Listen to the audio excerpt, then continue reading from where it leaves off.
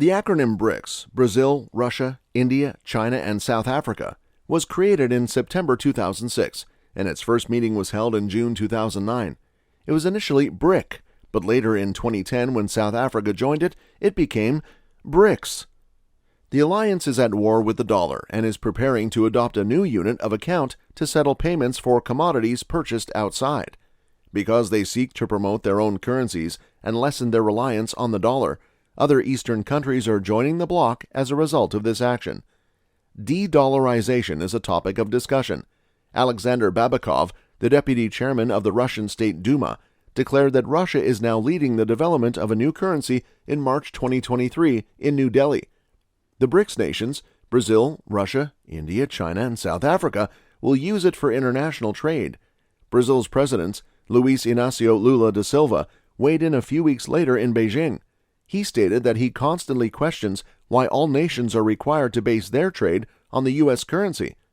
The idea that the dollar's dominance is secure because it is the one-eyed currency in a world of blind competitors like the euro, yen, and yuan is complicated by these developments.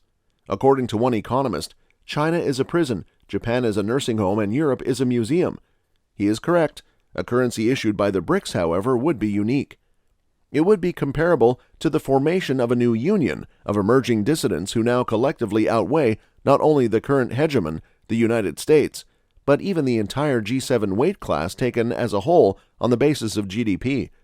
It's nothing new for foreign nations to try to break free from their dependence on the U.S. dollar. Since the 1960s, rumors regarding a desire to dethrone the dollar have been making headlines in foreign capitals. But the discussion hasn't yet produced any action. According to one statistic, the dollar now accounts for 84.3% of international trade, compared to the Chinese yuan's mere 4.5%. Additionally, there are reasons to doubt anything the Russian government claims, given its propensity for using lies as a tool of statecraft. Many practical problems remain unanswered, including how much support Babakov's idea has from the other BRICS countries. However, the likelihood of a BRICS-issued currency succeeding is novel, at least in terms of economics. Such a currency may replace the U.S. dollar as the reserve currency of the BRICS nations, regardless of how tentative the plans for it are and how many practical concerns remain unsolved. This fictitious currency genuinely has the ability to displace or at least shake the dollar's reign, unlike rivals previously envisioned, such as a digital yuan. The BRICS would eliminate a barrier that currently stands in the way of their ambitions to break free from dollar hegemony if they restricted all international trade to the BRICS. These initiatives now frequently come in the form of bilateral agreements to denominate trade in non-dollar currencies, such as the yuan, which is currently the primary trading currency between China and Russia. The obstacle? The remainder of Russia's imports cannot be sourced from China.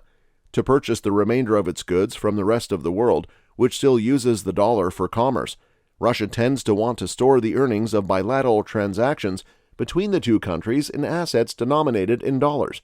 However, Russia wouldn't need to keep the profits from bilateral trade in dollars if China and Russia only conducted business in dollars. After all, Russia would purchase the remainder of its imports using rubles rather than dollars. Finally, de-dollarization is introduced. To begin with, they could cover all of their import expenses on their own. The BRICS together had a $387 billion trade surplus in 2022, also known as a balance of payments surplus, largely due to China. The BRICS would also be in a position to reach a level of international trade independence that has eluded other currency unions around the globe. A BRICS currency union would likely create a larger variety of goods than any other currency union, because unlike any currency union before it, its members would not be bound by shared territorial borders.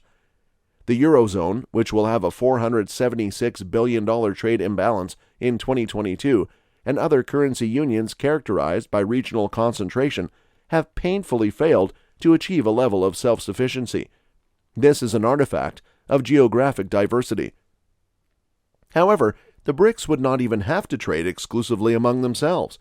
Countries from all across the world would probably be willing to conduct business with the BRICS because each member is an economic powerhouse in its own region. Brazil's importers might still buy shrimp from Thai exporters if Thailand felt obligated to utilize the BRIC to transact business with China, keeping Thai shrimp on Brazilian plates. Exporting goods to a third country and then re-exporting them from there is another way to get around trade limitations between two nations. That is frequently a result of new trade restrictions, such as tariffs. Instead of engaging in bric-a-brac trade, the U.S. might boycott bilateral trade with China, allowing its kids to continue playing with toys created in China that were exported to nations like Vietnam before being shipped to the U.S.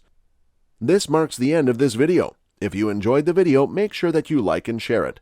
Let us know your opinions in the comments section. Thanks for watching. We'll see you at the next one.